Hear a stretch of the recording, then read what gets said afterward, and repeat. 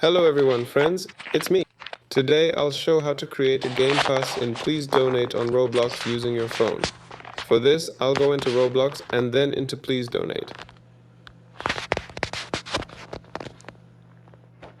After that, we find an empty stand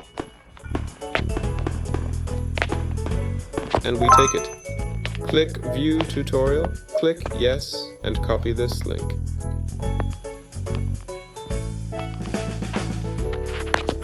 Next, open any browser and paste this link. Here we log into our account and name the pass we're creating. Then click Create Pass. Next, we open it. Here it is. Click the three dots, then open a new window. Click here, select Sell. Put it up for sale and enter your price. Then click Save Changes and return to Roblox. Go to Please Donate.